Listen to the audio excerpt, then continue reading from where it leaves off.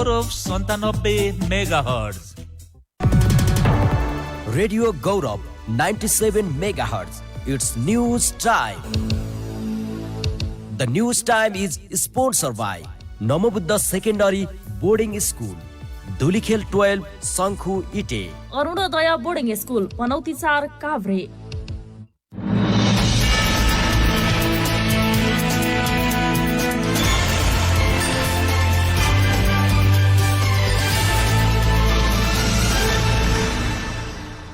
नमस्कार, रेडियो गौरव 97 मेगाहर्ज र रेडियो क्रान्ति 90.4 मेगाहर्जबाट एकसाथ प्रसारण भइरहेको साँझ 6 बजेको खबरमा तपाईँलाई स्वागत छ। उपस्थित छु म श्याम नेपाल।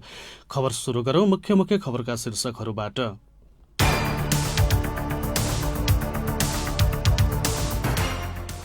राष्ट्रिय सभाको भूमिकालाई प्रभावकारी बनाउनु पर्नेमा सदस्यहरूको जोड। प्रतिगमन सफल पार्ने सपना नदेख्न ओलीलाई नारायण काजी श्रेष्ठको चेतावनी। 16 मध्ये 10 वटा अध्यादेश अस्वीकार गर्ने प्रस्ताव पेश।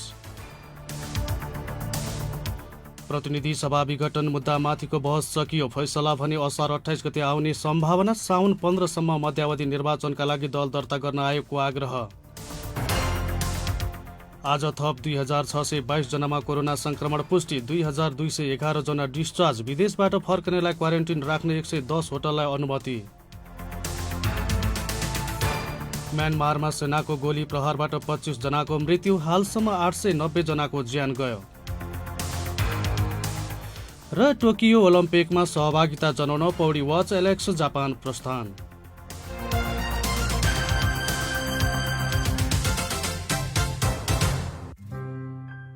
धराने कालो बङ्गुरको सेकुवा अब धुलीखेलमा। साथमा चिकन, बफ, मटन सेकुवा पनि पाइन्छ। लाङजाङ सेकुवा एन्ड थकाली भान्सा। मनोरम हिमालयको दृश्य अवलोकनसँगै स्वच्छ, शान्त र पारिवारिक वातावरणमा थकाली खाना, तोङबा, सेकुवा, बटाई तथा रेस्टुरेन्ट आइटमको स्वाद लिन हामीलाई सम्झनुहोस्। अर्डर बमोजिम, लोकल भाले र ढिँडोको व्यवस्था पनि रहेको छ। हाम्रा सुविधाहरू: अफिस, वित्तीय संस्था तथा कर्पोरेट संस्थाहरूको लागि 1 हप्तासम्म उधारोको व्यवस्था। रु 10,000 माथिको बिलिङमा 5% तथा रु 15,000 माथिको बिलिङमा 10% छुट। विद्यार्थी वर्गका लागि पिज्जा, चप्सी, बर्गर र सिजलर आइटममा 15% सम्म छुट। टेक अवे, डाइन इन तथा डेलिभरीको व्यवस्था तथा पर्याप्त पार्किङको सुविधा भएको। एनिभर्सरी, गेट टुगेदर, बर्थडे पास्नी, बेबी सावर आदि पार्टीका लागि विशेष सहुलियतको व्यवस्था। लाङजाङ sekuwa and Thakali Bhansa, Dhulikhel 3, Mirabel Chowk. Phone number 011 49 12 20 98 41 51 71 71। Facebook page मार्फत पनि हामीलाई सम्पर्क गर्न सक्नुहुनेछ। Fill the myth with food and drinks. अब खबर विस्तारमा। प्रतिनिधि सभा विघटनपछि राष्ट्रिय सभाको भूमिका प्रभावकारी नभएको भन्दै राष्ट्रिय सभा सदस्यहरूले यसको भूमिकालाई प्रभावकारी बनाउनु पर्नेमा जोड दिएका छन्। आज राष्ट्रिय सभा अन्तर्गतको विधायन व्यवस्थापन समितिको बैठकमा बोल्दै राष्ट्रिय सभा सदस्यहरूले राष्ट्रिय सभा अन्तर्गतको समितिहरूको कामलाई निरन्तरता दिनुपर्ने र सिङ्गो राष्ट्रिय सभाको भूमिकालाई पनि प्रभावकारी बनाउनु पर्नेमा जोड दिएका हुन्। बैठकमा बोल्दै राष्ट्रिय सभा सदस्य डाक्टर विमला राई पौडेलले संविधानले 2 सदनात्मक व्यवस्था गरेको भए पनि प्रतिनिधि सभा नहुँदा राष्ट्रिय सभाको औचित्य नै नभएको जस्तो देखिएको बताइन्। संविधानले राष्ट्रिय सभा सधैँ रहन्छ भनेको भए पनि कामले पनि सधैँ रहेको जस्तो देखाउनु पर्ने उनले बताइन्। समितिले विपद अथवा संविधानको मौलिक हकसँग सम्बन्धित कुनै कानूनहरूको बारेमा छलफल गर्नुपर्ने उनले बताइन्। राष्ट्रिय सभा सदस्य जितेन्द्र नारायण देवले राष्ट्रिय सभा सदस्यहरूले पनि क्रियाशीलता बढाउनु पर्ने बताए। यसैबीच नारायण काजी श्रेष्ठले प्रतिगमनलाई सफल पार्ने सपना नदेख्न प्रधानमन्त्री केपी ओलीलाई चेतावनी दिएका छन्। आज राष्ट्रिय सभा बैठकको विशेष समयमा बोल्दै श्रेष्ठले प्रतिगमनलाई कुनै पनि अवस्थामा सफल हुन नदिने भन्दै त्यस किसिमको सपना नदेख्न चेतावनी दिएका हुन्। उनले मुलुक प्रतिगमन र अग्रगमनको द्वन्द्वबाट गुज्रिएको बताए। राष्ट्रिय सभामा पेश भएका 16 अध्यादेश मध्ये 10 वटा अध्यादेश अस्वीकार गर्ने प्रस्ताव पेश भएको छ। राष्ट्रिय सभाको गएको असार 17 गते बसेको पहिलो बैठकमा सरकारले पेश गरेका 16 अध्यादेश मध्ये 10 वटा अध्यादेशमा अस्वीकार प्रस्ताव दर्ता भएको हो। संसद सचिवालयले अध्यादेश अस्वीकार गर्न प्रस्ताव पेश गर्न चाहने सांसदका लागि असार 20 गतेसम्मको समय दिएको थियो।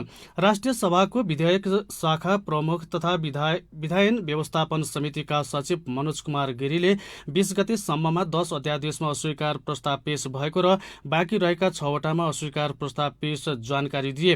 राष्ट्रिय सभामा पेश भएका अध्यादेश मध्ये बेपत्ता पारिएका व्यक्तिहरूको छानबिन, सत्य निरूपण तथा मेलमिलाप आयोग, तेस्रो संशोधन अध्यादेश 2077, संवैधानिक परिषद काम, कर्तव्य अधिकार र कार्यविधि सम्बन्धी पहिलो संशोधन अध्यादेश 2078, सामाजिक सुरक्षा पहिलो संशोधन अध्यादेश 2078, नेपाल प्रहरी र प्रदेश प्रहरी कार्य सञ्चालन, सुपरिवेक्षण र समन्वय पहिलो संशोधन अध्यादेश 2078 र रेलवे अध्यादेश 2078 मा अस्वीकार प्रस्ताव पेश भएका छन्।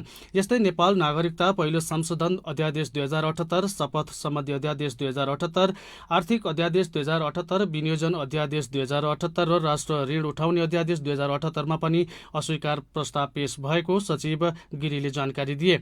यौन हिंसा विरुद्धको केही ऐनलाई संशोधन गर्ने अध्यादेश 2078, फौजदारी कसुर तथा फौजदारी कार्यविधि सम्बन्धी केही ऐन संशोधन गर्ने अध्यादेश 2078, औषधि तेस्रो संशोधन अध्यादेश 2078, तेजाब तथा अन्य घातक रासायनिक पदार्थ नियमन अध्यादेश 2078, कोभिड-19 संकट व्यवस्थापन अध्यादेश 2078 र स्वास्थ्य कर्मी तथा स्वास्थ्य संस्थाको सुरक्षा सम्बन्धी पहिलो संशोधन अध्यादेश 2078 माथि भने अस्वीकार गर्ने प्रस्ताव पेश भएको छैन।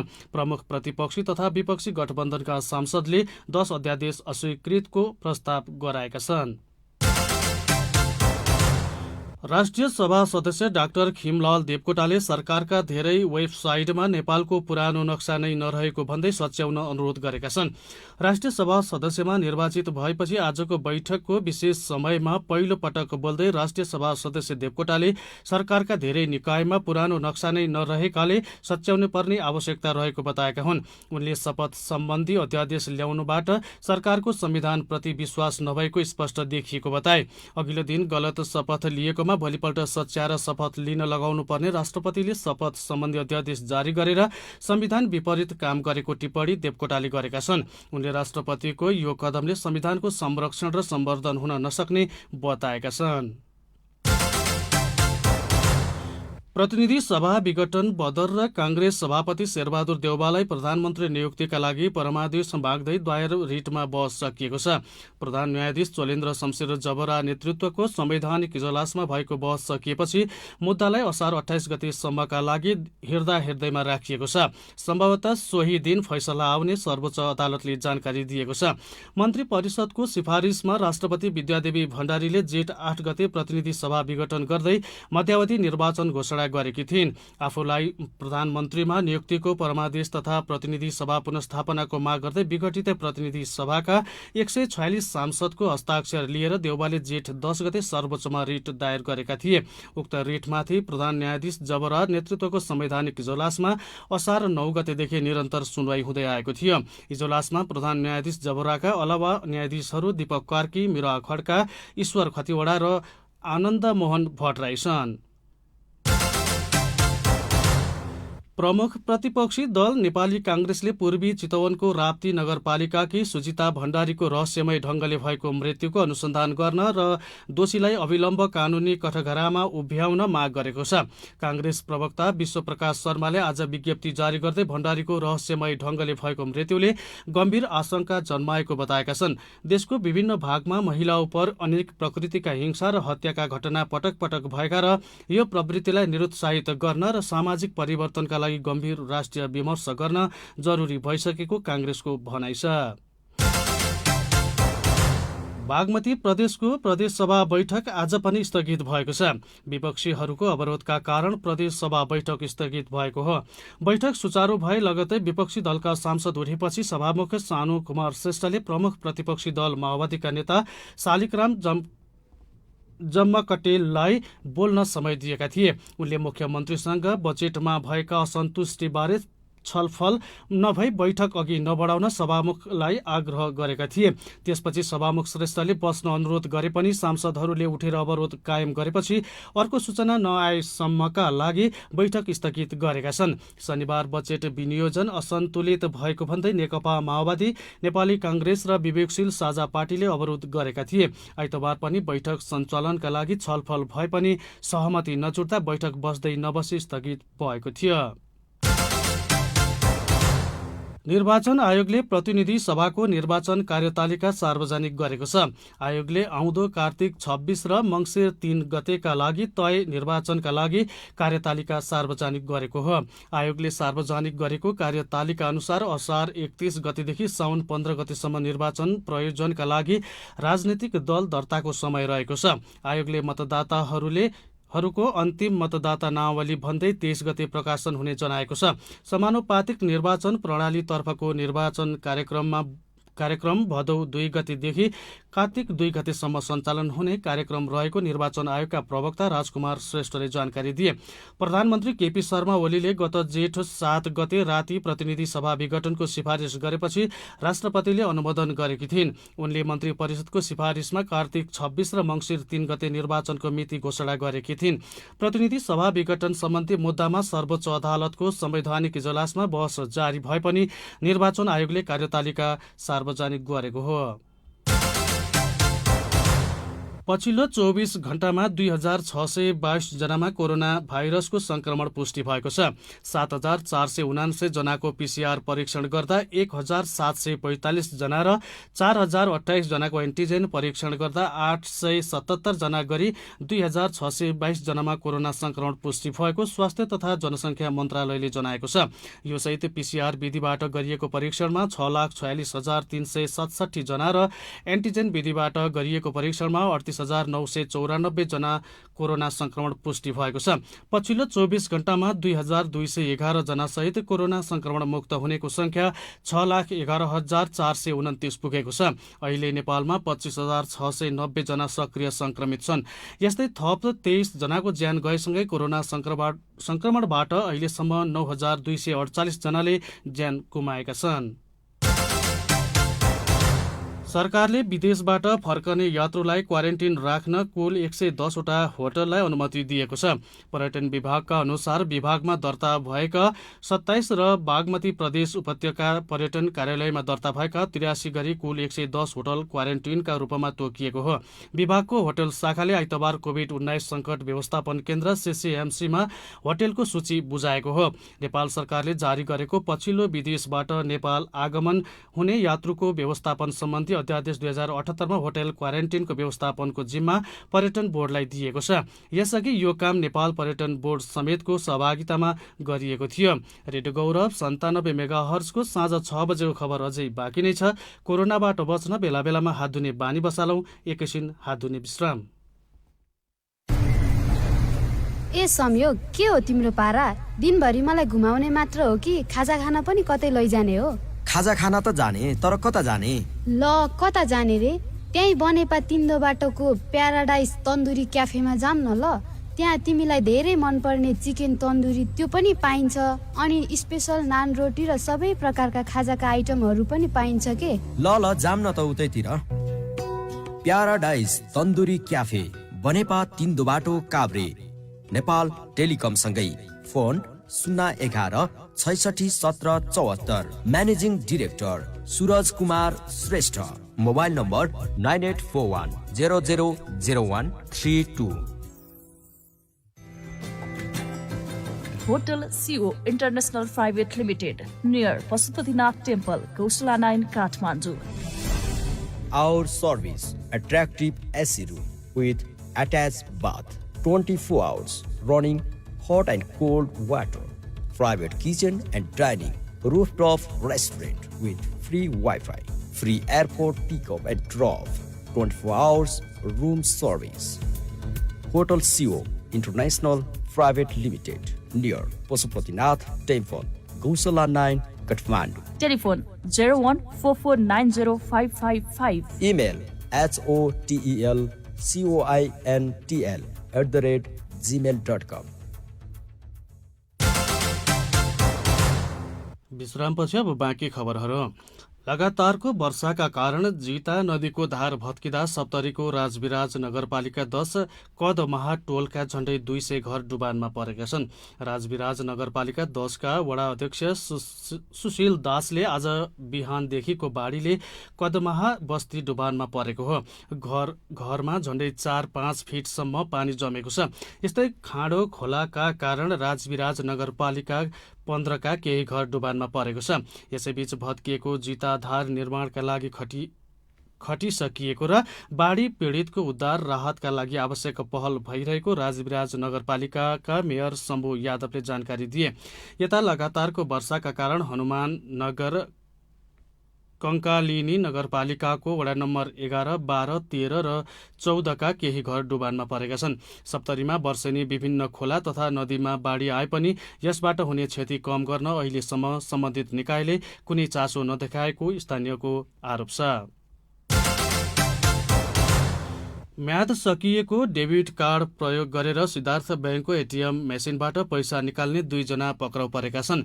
पैसा निकाल्दै गरेको सूचना पाएपछि खटिएको प्रहरीले काठमाडौँको भत्किएको पुल नजिकैबाट सोलुखुम्बु घर भएका जगत बहादुर गुरुङ र पर्साकी सावित्री गुरुङलाई पक्राउ गरेको हो। उनीहरूको साथबाट एटिएम कार्ड र 21 लाख रुपैयाँ पनि बरामद गरिएको प्रहरी परिसर टेकुले जनाएको छ। उनीहरूले म्याद सकिएको LLO YDS लन्डनको भिसा डेबिट कार्डको प्रयोग गरेर चाबहिल, कालोपुल र हात्तीसारबाट 34,35,000 रुपैयाँ निकालेको अनुसन्धानबाट खुलेको छ। यसरी निकालेको रकममध्ये 10 लाख रुपैयाँ सहकारीमा राखेको पनि प्रहरीले जनाएको छ। मकवानपुर प्रहरीले 1646 ट्याब्लेट लागु औषध नाइट्रोभेट सहित 6 जनालाई पक्राउ गरेको छ। प्रहरीले हेटौडाको 15 र 4 नम्बर वडाबाट अवैध लागु औषध नाइट्रोभेट ओसार पसार गर्ने 6 जनालाई मोटरसाइकल सहित पक्राउ गरेको हो। जिल्ला प्रहरी कार्यालय मकवानपुरका निमित्त प्रहरी प्रवक्ता प्रहरी निरीक्षक देवदासको अनुसार मोटरसाइकल चालक चितवनको 23 वर्षीय रबिन विक र मोटरसाइकलमा सवार अर्जुन श्रेष्ठलाई 1496 ट्याब्लेट नाइट्रोभेट सहित पक्राउ गरिएको छ। उनीहरूलाई हिजो हेटौडा 15 बाट 95 प 7932 नम्बरको मोटरसाइकल सहित नियन्त्रणमा लिएको हो। त्यस्तै गरी आज हेटौडा 4 बाट 150 ट्याब्लेट नाइट्रोभेट सहित थप 4 जना पक्राउ परेका छन्। पक्राउ पर्नेमा हेटौडाको 23 वर्षीय विवेक न्यौपाने, 19 वर्षीय एडी चौधरी, 20 वर्षीय सूरज लामा र विशाल कुमार वाइबा रहेका छन्। शेयर बजार परिसूचक नेप्से आज पनि घटेको छ। व्यापार, उत्पादन, म्युचुअल फण्ड, अन्य र लगानी समूह बाहेक सबै समूहको शेयर घटेपछि नेप्से 11.78 अङ्कले घटेर 2822.73 बिन्दुमा झरेको छ। आज ब्याङ्किङ समूहको शेयर 7 अङ्कले घटेको छ। यस्तै विकास ब्याङ्क समूहको शेयर 102 अङ्कले, जलविद्युतको 53, फाइनान्सको 57, माइक्रो फाइनान्सको 34, जीवन बीमा समूहको 136 र निर्जीवन बीमा समूहको शेयर 156 अङ्कले घटेको छ। केही हप्ता अघि दैनिक 20 अर्ब रुपैयाँ हाराहारीको कारोबार हुने नेप्सेमा अहिले कारोबार रकम पनि ओह्रालो लागेको छ। आज 224 कम्पनीका 1 करोड 63 लाख किता शेयर 4 अर्ब 58 करोड रुपैयाँमा कारोबार भएका छन्। खबरमा अब विदेशको प्रसङ्ग। म्यानमारमा सेनाले गोली प्रहार गरी 25 जना सैनिक शासन विरोधी लडाकु र सर्वसाधारणको हत्या गरेको छ। म्यानमारको मध्य सागाइङ क्षेत्रमा सेनाले चलाएको गोली लागेर उनीहरूको मृत्यु भएको हो। ट्रकमा सवार सेनाको टोलीले सागाइङ क्षेत्रमा प्रवेश गरी लडाकुहरूमाथि अन्धाधुन्ध गोली प्रहार गर्दा दोहोरो भिडन्त भएको थियो। सोही क्रममा सेनाले बाटोमा हिँडेका सर्वसाधारणमाथि पनि गोली प्रहार गरेको थियो। गत फेब्रुअरीमा सेनाले आङ सुचीको दललाई पदस्थ गर्दै सेनाले सत्ता कब्जा गरेपछि भएका विभिन्न प्रदर्शन तथा झडपमा हालसम्म 890 जना मारिएका छन्। यसैबीच म्यानमार सेनाको ज्यादतीपूर्ण विश्व समुदायले विरोध गरेको छ। अमेरिका र बेलायतले एक विज्ञप्ति जारी गरी म्यानमार सेनाको विरोध गरेको हो। उनीहरूले म्यानमारका सर्वसाधारणको मानवाधिकार हनन गरेको भन्दै तत्काल यस्ता गतिविधि रोक्न अपिल गरेको छ। खबरको अन्त्यमा खेल प्रसङ्ग। टोकियो ओलम्पिकमा सहभागिता जनाउन पौडीबाज एलेक्जेन्डर शाह एलेक्स आज जापान प्रस्थान गरेका छन्। ओलम्पिकका लागि एलेक्स र मुख्य प्रशिक्षक शङ्कर कार्की सोमबार त्यसतर्फ प्रस्थान गरेका हुन्। गौरीका सिंह भने बेलायतबाटै जापान आउने नेपाल ओलम्पिक कमिटीले जनाएको छ। टोकियो ओलम्पिकमा पौडीबाट एलेक्स र गौरीकाले नेपालको प्रतिनिधित्व गर्नेछन्। जापान पुगेपछि पौडी टोलीले टोकुसीमामा विशेष तयारी गर्नेछन्। ओलम्पिक कमिटीले यस अघि नै टोकुसीमा प्रान्तसँग सम्झौता गरिसकेको छ। नेपाली पौडी टोली जुलाई 20मा ओलम्पिक भिलेजमा सम्मिलित हुनेछन्। टोकियो ओलम्पिकमा एथलेटिक्सकी सरस्वती चौधरी, सुटिङकी कल्पना परियार र जुडोकी सोनिया भट्टले पनि नेपालको प्रतिनिधित्व गर्नेछन्। टोकियो ओलम्पिक जुलाई 23देखि अगस्त 8सम्म हुनेछ। रेडियो गौरव 97 मेगाहर्जमा साँझ 6 बजेको खबर अहिलेलाई सकियो। जाँदा जाँदै मुख्य खबरका शीर्षकहरू पुनः एकपटक।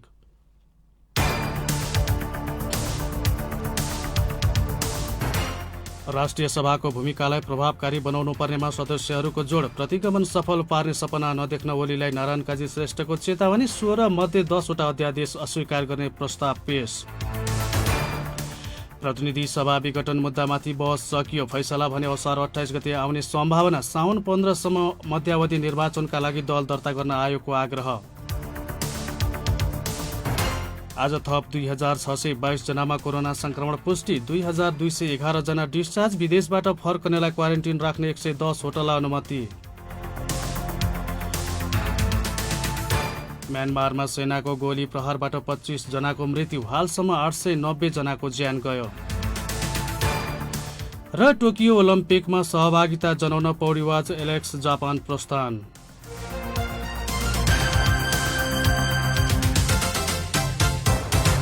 हस्त यिनै खबरहरूसँगै रेडियो गौरव 97 मेगाहर्ज र रेडियो क्रान्ति 90.4 मेगाहर्जबाट एकसाथ प्रसारण भइरहेको साँझ 6 बजेको खबर अहिलेलाई सकियो। हाम्रो प्रसारणहरू फ्रिक्वेन्सी, अनलाइन, युट्युब र हाम्रो पात्रोबाट पनि सुन्न सक्नुहुनेछ। प्राविधिक मित्र रवि तिताललाई धन्यवाद। खबरबाट म श्याम नेपाल पनि बिदा हुन्छु। कोरोनाबाट बच्न बेला बेलामा साबुन पानीले हात धोई मास्क र सेनिटाइजरको सही तरिकाले प्रयोग गरौँ। नमस्कार।